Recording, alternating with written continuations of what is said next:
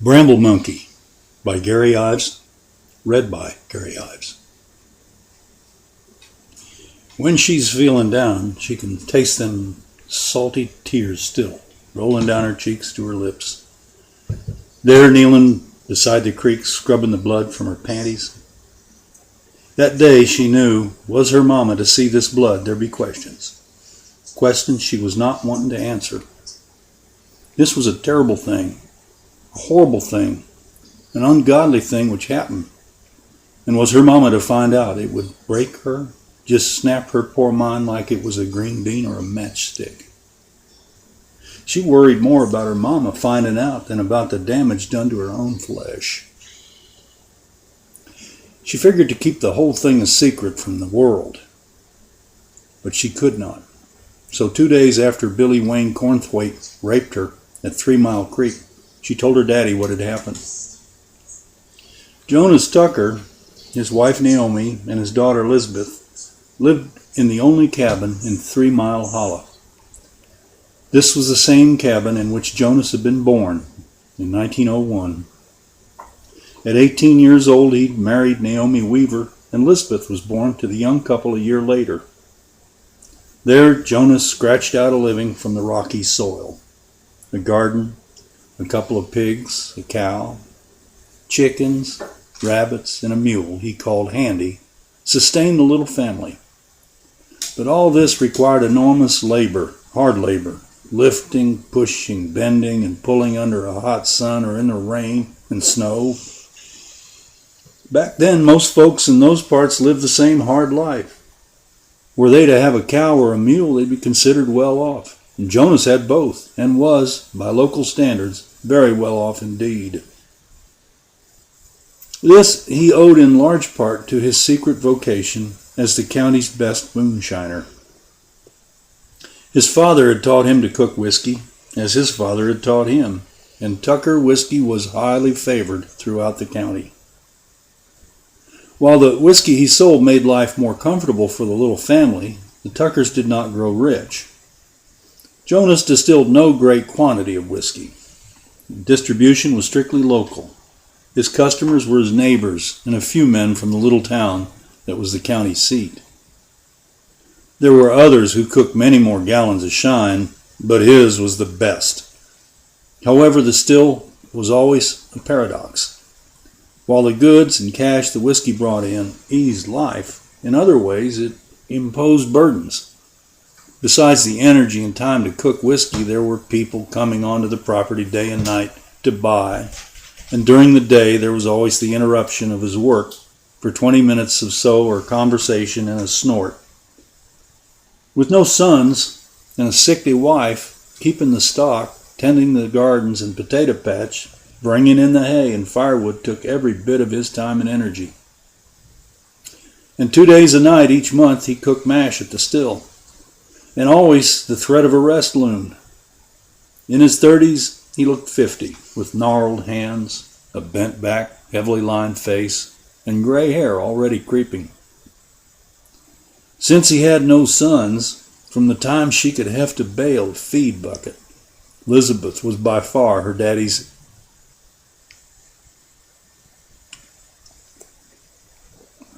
From the time she could heft the bale of a feed bucket, Elizabeth was by her daddy's side as hard a worker as any son could have been.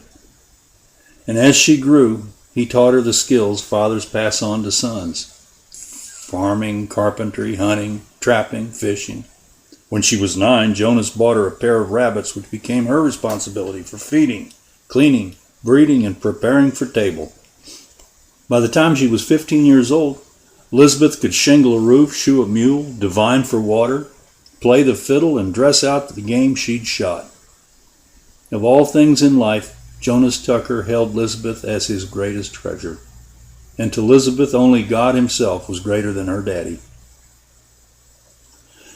When Elizabeth was only 4 years old, a freak accident left her mother struck dumb, partially paralyzed and deranged. While Jonas was away at the still, Naomi had cut a bunch of rhubarb and boiled the leaves for greens. No one had told her that the leaves of rhubarb are poison. When Jonas returned to the cabin, Naomi lay on the floor, quivering like a shot squirrel. She nearly died, and her recovery was very slow. The oxalic acid in the rhubarb had paralyzed her vocal cords permanently, weakened her heart, and left her neck in a fixed, stiff position. Later, she would write out on a pad she carried on her account of her vision of Jesus floating over her. As she lay on the cabin floor, the Lord fetched her water and told her that everything was going to be all right. Actually, it had been Elizabeth bringing water and trying to reassure her mother everything would be set right as soon as Daddy came home. From the time of the accident, she was frail, and the slightest upset or notion or change in routine would find her on her knees with her knuckles knocking at the floor and her lips silently mouthing prayers to an image of Jesus printed on the back of one of the hand fans from church. She kept this fan on a string around her neck. Sometimes you could see Jesus, other times the front side showed Tarbuck's funeral home. Daddy called it knocking, because the image of Jesus on her fan was knocking at a door. And this is what must have set her off to knocking at the floor. Just about anything could set her off. Finding a double yolk egg or maybe a religious tract. And there were scores of those around the cabin. A storm cloud, anything could put her on her knees and knocking with her funeral home Jesus. And if something major came to pass, as when Daddy's little finger got mashed and had to be cut off, or when her pet cat Nicodemus got snake bit, she'd take to bed for weeks of sleep, interrupted only by meals and knockings. Naomi's only pleasures in life were Wednesday night and Sunday church services and perhaps her knockings. The little town supported a one-room schoolhouse with a single, short, 250-pound teacher, Miss Crum, whose people said had colored blood on her mama's side. Whether it's true or not, this rumor prevented her from teaching at a better school. Most of the teaching was by older students teaching the younger. Ms. Crum was an excellent coordinator, and it was a rare student who didn't respect and admire her. One of the older students Miss Crum assigned to teach Elizabeth reading and writing was Billy Wayne Cornthwaite, 4 years older. Cocky and unpopular with most of the children, he missed no opportunity to belittle any girl. The children of the town looked down on their poorer, rural neighbors, calling them hillbillies, stump jumpers, and briar hoppers. He always addressed Elizabeth as Bramble Monkey. The rural children felt the inferiority that children can so forcibly and ably impose. But Billy Wayne's taunts were hateful and implied girls, particularly country girls, were stupid. Although she was pretty and well-liked, Elizabeth did not like the town and was uncomfortable among townspeople. Of all townspeople, she disliked Billy Wayne Cornthwaite the most. Once Miss Crum caught Billy Wayne jerking Elizabeth's pigtails savagely. She moved him out of Elizabeth's circle and assigned Wanda Ray Roper as her reading coach.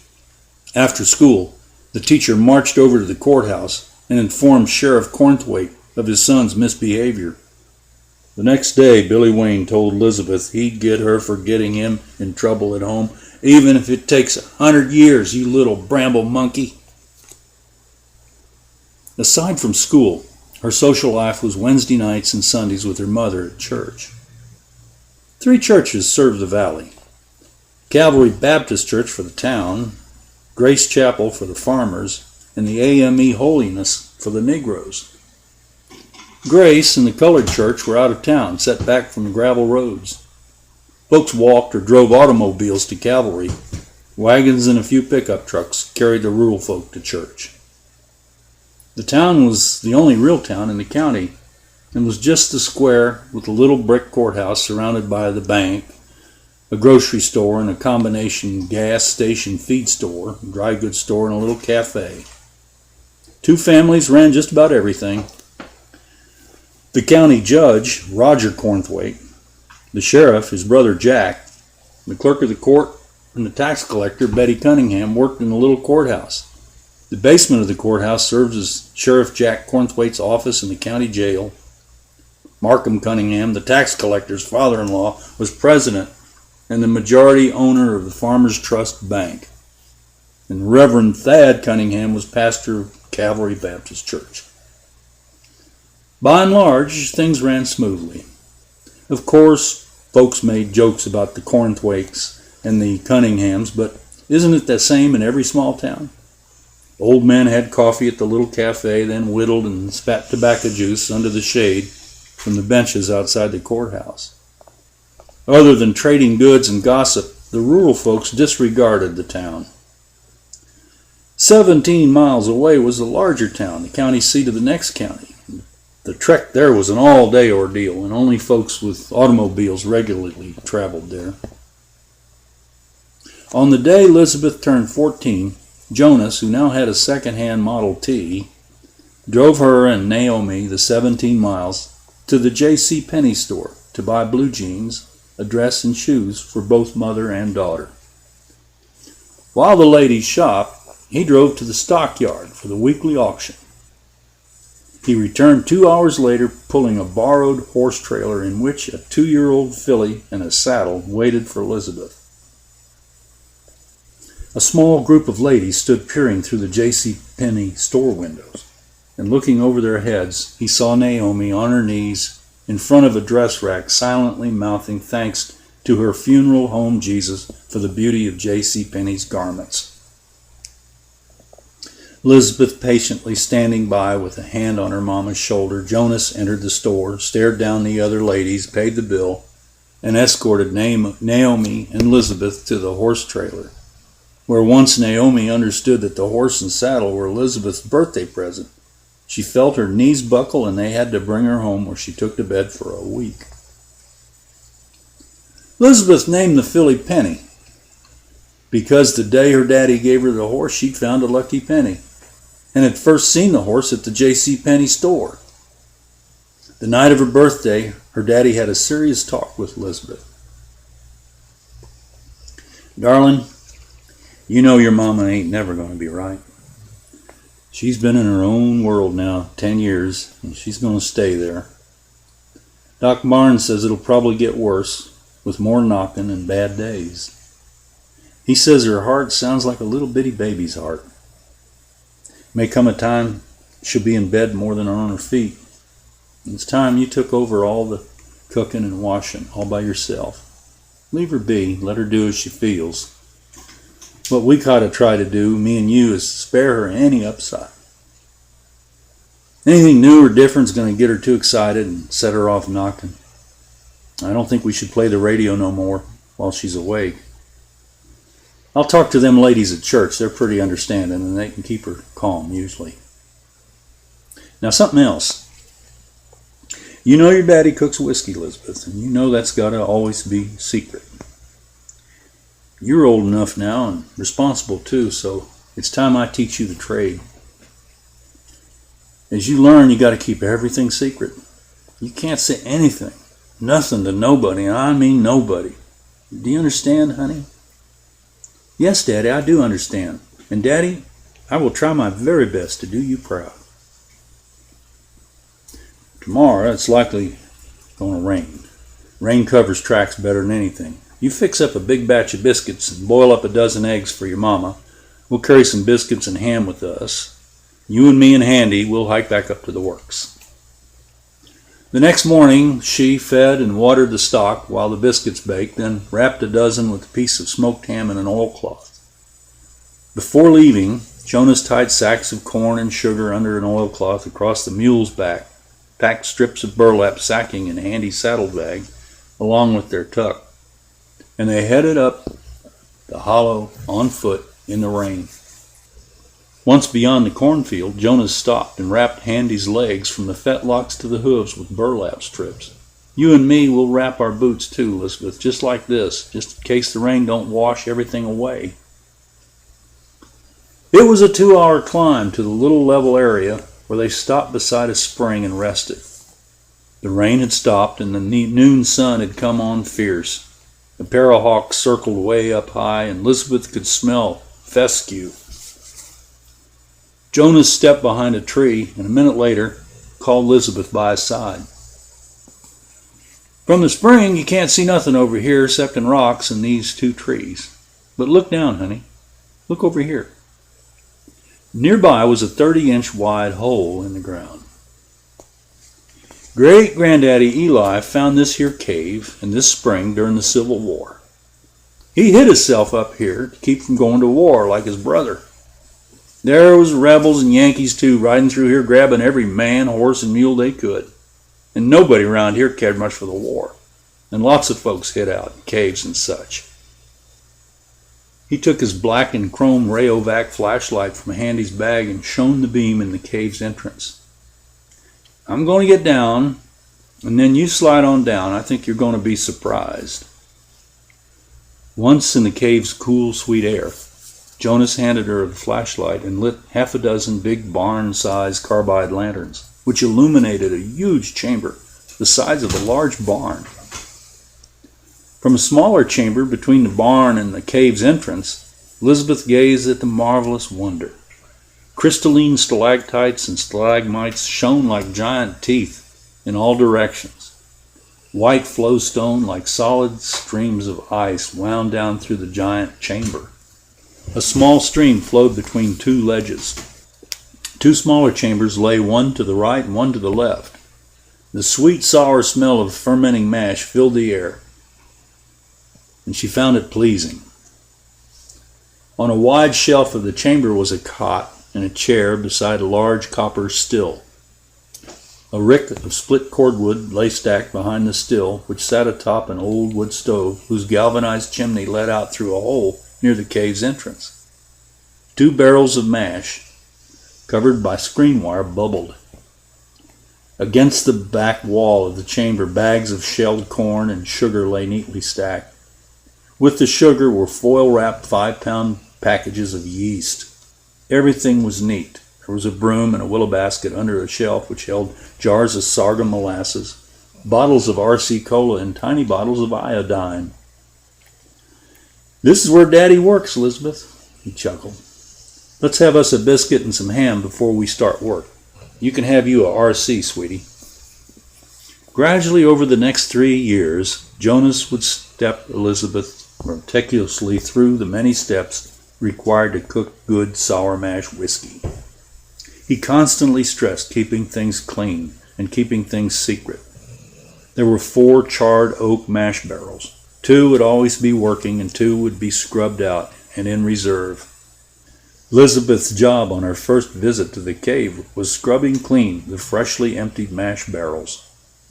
Another of her tasks was to haul the buckets of dry squeezings out of the cave to toss over a ledge where 200 feet below wild hogs had fed for over 50 years.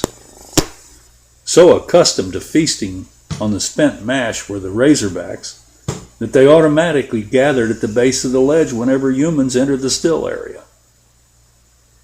Only after a year of watching and menial tasks would he allow her to begin proportioning the mash ingredients and show her how to test for specific gravity of the corn beer. The only easy step of the process was the final coloring and flavoring of the whiskey. The run dripped from the still's worm, clear as water, into 1-gallon jugs. The gallon jug would be filled to slightly below the neck, then a 1/4 cup of sorghum, a 1/4 cup of RC Cola, and 4 drops of iodine were added. This produced whiskey the color of tea and with a smooth taste.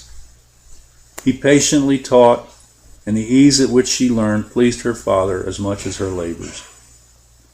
When people talk nowadays about the Great Depression, the stories recount the great privations and the hardships.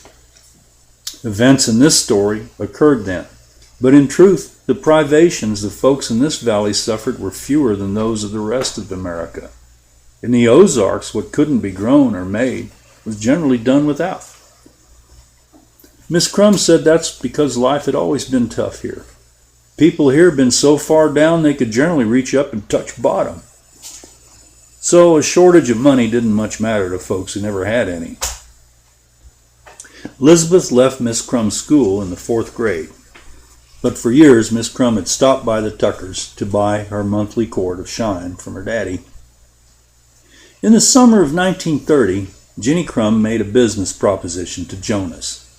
For 10%, she would manage all sales. This would free Jonas from the continual bothersome time-consuming interruptions and supplement Miss Crumb's $28 a month teacher's pay. At $7 a gallon, this worked out to a 50% increase in Miss Crumb's income.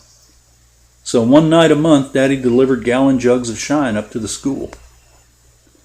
Before, Jonas had been just as pleased to accept barter for whiskey, but now that Miss Crumb was his agent, everything was strictly cash. Whiskey was delivered to Miss Crumb, who paid cash to Daddy. As the Depression set in and cash became tighter, and Miss Crumb convinced Daddy that quart jars and pint jars yielded a much greater profit. And so, we bottled more than half our runs in quarts and pints. People bought just as much and maybe more whiskey during the Depression, but they bought it in smaller quantities, just more often. By 1932, Daddy was running 50 gallons a month and paying a hired man to tend our stock and gardens. Miss Crumb bought Daddy's Model T and he moved up to a Model A. Miss Crumb would drive to the next county where she could buy grain, yeast, and sugar from her brother who was a baker there. He told her that if Jonas was interested, he could easily dispose of 20 gallons a month from the bakery. But he said no, thank you, but no. The Tuckers had successfully cooked whiskey for 50 years because they kept the business small and secret. However, a gallon of Tucker shine was included gratis in each grain, sugar, and yeast buy from the bakery. That next summer in 1935, Naomi took a turn for the better. Oh, she still knocked, but she resumed baking and helping with the canning. That summer was cheerful for the first time in a great while, and the color returned to her face. And Jonas and Elizabeth were highly optimistic. Just don't let there be no setbacks, Jonas confided to Elizabeth. Knowing how much she loves Thanksgiving and Christmas, if we can just make it to the holidays, maybe that'll be enough to perk Mama up and bring her back around. Early that fall it happened, the horrible thing. The weather had just begun to turn cool, and she had ridden Penny through the lower part of Holland into the walnut grove to gather nuts for her mother's baking. She had dismounted and was kneeling down, picking up walnuts, placing them into a flour sack, when a coat was thrown over her head and she was forced to the ground on her back. The attacker was strong and pinned her shoulders with his knees while he roughly groped her. She struggled, but he hit her jaw hard with his fist and then twisted her wrist painfully and threatened to break her arm if she continued to resist. Laying still, she could smell Billy Wayne Corthraite's sour breath, his sweat, and the wild root cream oil on his hair. With his coat still over her head, in an instant, was lying flat against her, tearing at her flesh, panting and grunting like a pig. When he had achieved his release, he got to his feet, reached down and jerked his coat from her. She pulled the loose arm of the coat, throwing Billy Wayne off balance, and he fell over her. Elizabeth grabbed his hand, and as he struggled, she bit down on his thumb hard until she felt a gush of blood. He screamed and jumped up, wrapping his injured hand with his coat. Elizabeth had risen to her feet and run to Penny and was mounting her when Billy Wayne snatched the reins. Damn you, Elizabeth. You say a word of this to anyone, I'll kill you." The shotgun he'd been hunting squirrels with lay propped against the hickory tree. He pointed to it. "First I'll shoot out your horse's belly, then I'll come for you and shoot you in your ugly face.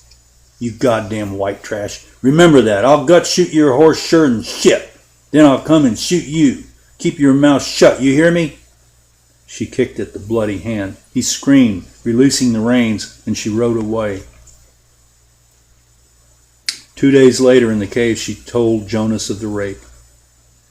She saw his eyes well up with tears and his fists clench.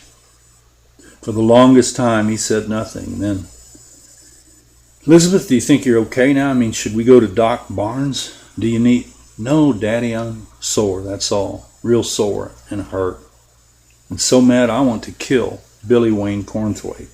I want to kill him dead, Daddy. Much later, when they were running the still, Jonas spoke. Elizabeth, we're in a bind on this thing. Short of killing, there ain't much I can do. And was I to beat to death that worthless piece of trash, it'd be the rest of my life in prison. There ain't no justice here. His daddy's a sheriff, his uncle's a judge. Everybody knows about Tucker whiskey. Knowing that he hurts you probably hurts me worse than you, darling. But not being able to do anything, having my hands tied like this, that stings me like a snake has bit me. And it's put poison inside of me, and it ain't gonna go away. You was so brave and smart not to let on to your mama. It'd set her back, maybe even kill her. There's only 3 people know this thing has happened. And the onlyest thing we can do, dear child, is keep silent and wait. Wait like a panther in a tree and hope he comes strolling under the tree one day.